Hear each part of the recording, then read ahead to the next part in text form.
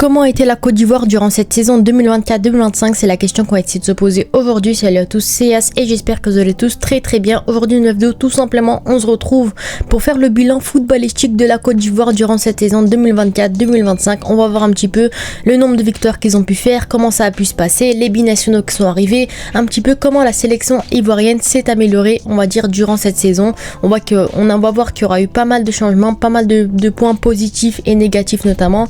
Donc sans plus tarder, n'hésitez pas à vous abonner et à liker. Et sur ce, je vous dis comme d'habitude, bonne vidéo à tous.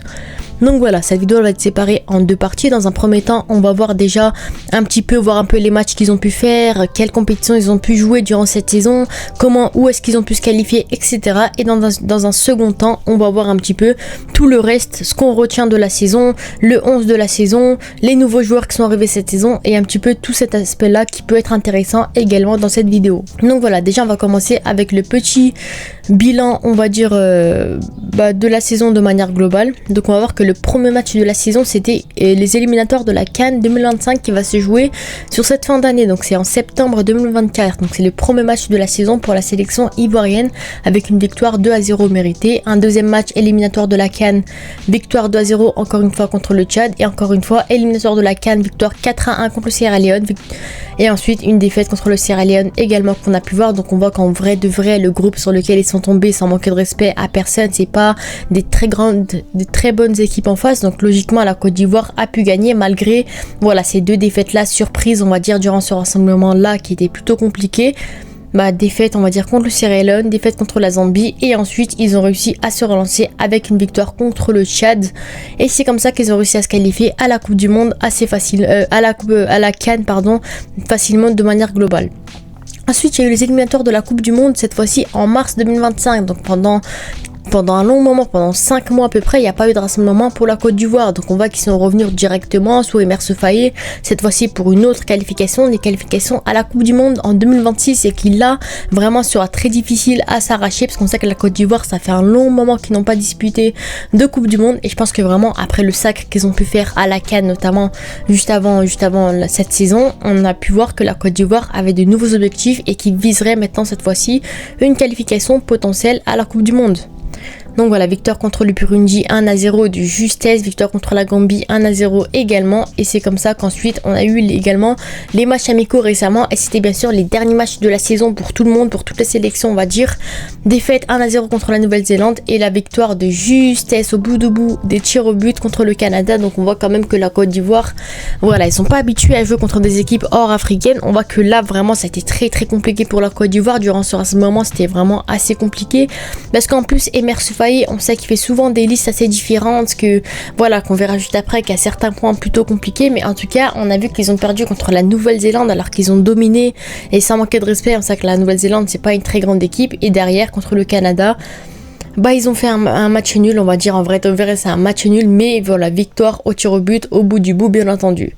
Donc voilà, pour vous résumer un petit peu tout ça, au total durant cette saison, la Côte d'Ivoire a joué 10 matchs pour 7 victoires et 3 défaites, dont une défaite aux éliminatoires de la Coupe du Monde, et récemment on va dire contre la Nouvelle-Zélande. Donc on voit quand même que le bilan est plutôt intéressant. En soi ils ont gagné plus de matchs que de défaites, mais quand même pour moi il y a certains matchs sur lesquels la Côte d'Ivoire pouvait absolument éviter ces défaites là, mais en tout cas c'est un bilan plutôt intéressant pour Emerse Faé. Ensuite je voulais voir un petit peu qu'est-ce qu'on pourrait retenir de ces matchs-là, de ce qu'ils ont pu proposer, de ce que Emerse Faé a pu proposer, les joueurs, etc. Donc c'est la deuxième partie de la vidéo.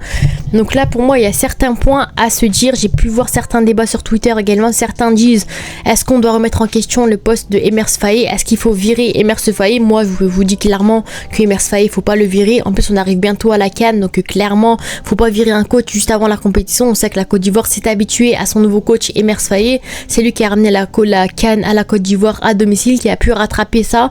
Donc en soi pour moi Emerse Faé, je le conserve au moins jusqu'à la fin de la prochaine CAN. Après certains diront que c'est juste un coup de chance à la dernière CAN, que c'est grâce aux joueurs, c'est pas grâce au coach. Pour moi clairement à la dernière CAN on a vu que Jean-Louis Gasset n'a pas pu assumer son effectif, qu'il a directement été viré. Emerse Faé, il a récupéré le groupe, il a pu ramener la CAN au bout du bout à la Côte d'Ivoire. Donc clairement pour moi ça reste déjà un point très très intéressant pour Emers Faé. Mais footballistiquement, est-ce que vraiment faut en vouloir à Emers Faé ou pas? Pour moi vraiment il y a des questions à se poser sur lui. Pour moi ce qui me dérange chez lui c'est surtout le fait qu'il change tout le temps de liste. Tout le temps il appelle des nouveaux joueurs, il veut tester des nouveaux joueurs et les anciens joueurs il les appelle pas. Donc du coup la Côte d'Ivoire on a l'impression qu'ils ont pas d'automatisme, on a l'impression qu'ils ont pas l'habitude de jouer ensemble. Et c'est ça qui me dérange chez Emers Faé. C'est pas en soi le football qu'il propose sur le terrain, c'est plus les joueurs qu'il appelle en sélection, parce que à chaque fois, bon, on sait que la Côte d'Ivoire quand même, ils ont vraiment de très très bons joueurs, c'est difficile de tous les appeler, etc. Mais pour moi, il faut quand même créer une base solide en Côte d'Ivoire. Et ensuite, pourquoi pas, voilà, commencer à changer un petit peu, créer des automatismes entre certains joueurs, etc. Et on sait que vraiment, à l'heure actuelle, la Côte d'Ivoire n'a toujours pas de 11 idéal, on va dire, pour la prochaine CAN. Il est encore en train de réfléchir, de cogiter, de voir qui est-ce qui va mettre titulaire, etc. Attendez, si je peux voir un peu. Bon, ces matchs amicaux, ils comptent pas trop. Voilà, contre la Gambie, on va voir un peu la compo qu'il a pu proposer. Maman en défense centrale, il n'est jamais titulaire, il ne joue jamais. Camara à gauche, il ne joue jamais. Ibrahim Sangaré qui est de retour en sélection, qui ne jouait jamais. Mohamed Diomandé, bon, il a commencé à venir dans l'effectif, ça reste un très bon joueur, donc c'est mérité. Mais la plupart, on voit que quand même presque la moitié, ils n'ont pas l'habitude de jouer en sélection ivoirienne et à chaque fois, ils changent. Même Ousmane Diomandé, mais bon, j'en parlerai après. Donc moi, c'est ça qui me dérange vraiment chez Emers Faé, c'est le fait qu'il n'y a toujours pas de 11 type. Bon, la plupart des équipes n'ont pas de 11 type également, mais ils ont quand même une idée de quel joueur ils voudraient aligner à la prochaine CAN. Ils commencent quand même à créer des automatismes entre les joueurs qui puissent être habitués à jouer ensemble à la prochaine CAN, parce que ce serait dommage de sortir sur ça, sortir sur le fait que les joueurs ne se connaissent pas sur le terrain. Donc clairement, moi ce qui me dérange vraiment chez Emers Faé, moi je le garde déjà pour la CAN. Pour moi on change pas un coach avant une compétition importante comme celle-ci. Donc moi je le garde pour la CAN, mais je pense qu'il doit améliorer certains points, comme le fait de faire des listes, si possible toujours pareil. Bon, de temps en temps il faut changer quelques joueurs quand même, parce qu'ils sont blessés, parce qu'ils sont pas bons, etc. Mais franchement, si possible, garder un maximum de joueurs communs et commencer à créer une compo type, une équipe type, etc. Ensuite, on passe bien sûr à mon 11 de la saison. Donc là, on va voir que pour moi, c'est vraiment les joueurs qui ont été les meilleurs cette saison avec la Côte d'Ivoire. Pas forcément en sélection, hein, juste des joueurs ivoiriens qui ont été très bons en club et qui pour moi mériteraient d'avoir une mention dans cette vidéo pour dire vraiment les joueurs vraiment très importants. Et pour moi, dans ce 11 là, tous les joueurs méritent d'être appelés à la prochaine CAN. Donc dans les cas, Yaya Fofana, aucun débat, très bon gardien de but avec Angers. Bon, ça a été plutôt compliqué, mais ça a quand même été un gardien plutôt décisif. Donc moi, Yaya Fofana, je le conserve, bien sûr, c'est un très bon gardien de but. Ensuite, en latéral droit, j'ai mis bien sûr Wilfried Singo, qui pour moi mériterait également une mention avec l'AS Monaco. Il a été très très bon avec la Côte d'Ivoire, très très bon également. Wilfried Singo, c'est le meilleur latéral droit de Côte d'Ivoire, c'est l'un des meilleurs défenseurs également de Ligue 1 et de Côte d'Ivoire. Donc clairement, Wilfried Singo, pour moi, c'est amplement mérité. Latéral gauche, j'ai mis Gueladoué, parce que voilà, c'est pas son vrai poste, je sais, mais il sort quand même d'une très très bonne saison avec Strasbourg. Il est très bon également avec la Côte d'Ivoire, il est même courtisé par de grands clubs. Pour vous dire à quel point Gueladoué, c'est un très très bon latéral, solide défensivement, offensivement, franchement c'est un latéral très complet. Donc pour moi, Gueladoué, clairement il mériterait bien sûr un rôle, on va dire, dans ce 11 là. Et en défense centrale, Evan Ndjika, qui n'a pas été appelé encore une fois au dernier à ce moment sans raison valable, encore une fois, il n'a pas expliqué pourquoi. Donc pour moi, Ndjika, clairement défenseur très très important pour la Côte d'Ivoire, c'est lui notamment qui a pu ramener la CAN, on va dire, pour la Côte d'Ivoire en 2023. Donc clairement, Evan Ndjika, pour moi, il mériterait bien sûr ce rôle. Et bien sûr, Ousmane Diomandé pour l'accompagner en défense centrale. Ousmane Diomandé, très très grand talent ivoirien, c'est un grand défenseur central de 21 ans, voilà, du Sporting, qui a fait une grande saison, qui a fini champion du Portugal, qui joue la Ligue des Champions, qui est bon, plutôt bon avec la Côte d'Ivoire, même s'il n'a pas beaucoup de temps de jeu. Donc pour moi, Ousmane Diomandé, aucun débat. En plus, c'est un grand défenseur courtisé par de très grands clubs comme le PSG, Chelsea, United. Franchement, tous les grands clubs le courtisent. Il va sûrement quitter Sporting cet été. Donc clairement, Ousmane Diomandé, pour moi, il mériterait également une mention. C'est un très grand défenseur qui peut très bien être bon à côté de Evan Ndjika, qui est un peu plus âgé que lui. Donc clairement, pour moi, cette charnière-là, Ndjika, Diomandé, pour moi, faut s'entraîner déjà à les faire jouer ensemble, parce que à l'heure actuelle, c'est les meilleurs défenseurs de Côte d'Ivoire. Voilà, il y a Gbamin, il y a Kosunu, il y a pas mal. Il y a comment il s'appelle, Agbadou, qui sont très bons à ce poste là, mais je pense que vraiment ces deux là peuvent vraiment être complémentaires à ce poste là. Je pense que vraiment ces deux joueurs là peuvent vraiment assurer à la prochaine CAN si vraiment ils ont l'habitude de jouer ensemble. Ensuite, au milieu de terrain, milieu défensif, Franck Kessié, sans aucun débat. J'en parle même pas. Avec El Ahly, il est très bon. Avec la Côte d'Ivoire, il est toujours présent, très bon. Donc clairement, Franck Kessié, j'en parle même pas, excellent. Milieu Numéro 8, bien sûr, Ahmed Junior Traoré qui lui aussi, voilà, on sait qu'à la dernière CAN, il n'a pas pu jouer pour cause de maladie. Ça faisait un long moment qu'il n'avait pas joué en sélection ivoirienne. Récemment, il a été appelé encore par Emers Faé. Très très bon joueur qui fait une énorme saison avec la GOCR cette saison. Franchement, l'un des joueurs les plus décisifs.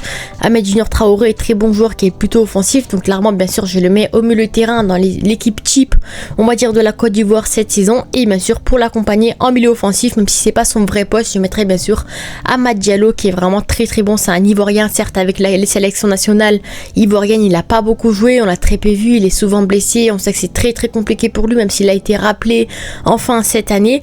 Mais en tout cas, Amad Diallo, certes qu'il a été blessé pendant un long moment, mais on sait qu'avec Manchester United, c'est l'un des meilleurs attaquants, c'est le meilleur attaquant, l'un des meilleurs joueurs qui apporte toujours la victoire à United. Donc clairement, Amad Diallo, pour moi, mérite bien sûr d'être dans ce 11-là, on va dire, de la Côte d'Ivoire. Et on attaque bien sûr à droite Nicolas Pepe qui est très très bon à Villarreal, qui est bon avec la Côte d'Ivoire, qui mérite bien sûr. À gauche Simon Adjingra, donc lui, voilà, je le mets parce qu'avec la sélection ivoirienne, il est vraiment très très bon. En club, c'est très compliqué. À Brighton, il a très peu de temps de jeu, il y a trop de concurrence, c'est plutôt compliqué pour lui cette saison. Il va peut-être quitter le club cet été, mais en tout cas, Simon Adjingra à gauche, c'est un très bon ailier. Et enfin, en pointe, je mettrai bien sûr Evan Guessant. Donc voilà, j'ai pas mis Sébastien Haller, je mettrai bien sûr Evan Guessant qui sert d'une grosse saison à l'OGC Nice. Il a fait partie des meilleurs buteurs de Ligue 1, c'est un très bon buteur, très très bon. Donc clairement, voici mon 11 de la saison côté Côte d'Ivoire. Après, il y avait pas mal de très très bons joueurs, encore une fois, que j'ai pas nommés, comme des Agbadou, comme des Richard Koné qui est très bon cette saison, comme pas mal de joueurs. Voilà, j'ai dû faire un tri, j'ai dû faire un choix, mais en tout cas, je pense que vraiment, ils ont pas mal de talent, pas mal de vivier, l'équipe de la Côte d'Ivoire, et pour moi, il faut vraiment en profiter. Ils ont beaucoup de richesses, beaucoup de très très bons joueurs, donc pour moi, vraiment, Emers Faé doit en profiter, il doit en profiter de cela, faire vraiment aligner les meilleurs joueurs possibles pour créer des automatismes, et pourquoi pas ensuite qu'ils soient vraiment chaud bouillant, qui soit vraiment très très bon à la prochaine CAN. Donc également, on a eu pas mal de nouveaux joueurs. Donc quand on voit un petit peu, on a eu Luc Zogbe, le jeune latéral de 21 ans de Brest, qui est plutôt intéressant également, qui a été appelé pour la première fois récemment en sélection ivoirienne. Donc voilà, il a 20 ans, latéral droit principalement, qui peut dépanner à gauche également. C'est un très bon latéral qui fait une saison plutôt intéressante avec Brest. Donc il a été appelé pour la première fois en binational, on va dire, avec la Côte d'Ivoire. Après, il y a Parfait Guiagon également qui peut être intéressant. C'est un ailier gauche de 24 ans qui joue à Charleroi, qui est plutôt intéressant également. Donc voilà, il est ailier gauche, milieu offensif. C'est un joueur qui sort d'une grande saison également. Donc clairement, pour moi, faut en parler de Parfait Guiagon. Également Amad Diallo. Amad Diallo qui est revenu en sélection, parce que lui, ça faisait depuis 2021, il me semble qu'il n'avait pas joué en sélection, parce qu'à chaque fois il est blessé. Et les droits de United qui est vraiment très très bon. Regardez quand est-ce qu'il a été appelé pour la première fois. 2021, mars 2021. Ensuite, il a fait une longue pause pendant 1 ou 2 ans, je crois. Il a plus été appelé à cause des blessures. Et là, il sort d'une saison extraordinaire. Enfin, j'abuse un petit peu, mais d'une très bonne saison, on va dire, avec Manchester United. Donc pour moi, clairement, faut en parler également. Benny Traoré également, qui a été appelé pour la première fois. Voilà, je voulais en parler aussi de Benny Traoré qui sort d'une grande saison. Il y a Emmanuel Latlat qui est bon aussi, mais bon. Voilà, Benny Traoré, très bon du FC Bâle, et les gauche qui lui vraiment sort d'une saison très très belle, on va dire, en Suisse. Donc clairement, mérité, on va dire, le fait d'être appelé le 6 septembre 2024 pour la première fois. Mérité le fait de également le mentionner. Mario Dorgelès, lui, c'est un jeune talent qui vient des U23, il me semble. Donc il fallait en parler également, je pense. Il est très bon, milieu défensif de 20 ans. Pour moi, c'est le futur Franck Kessié, clairement.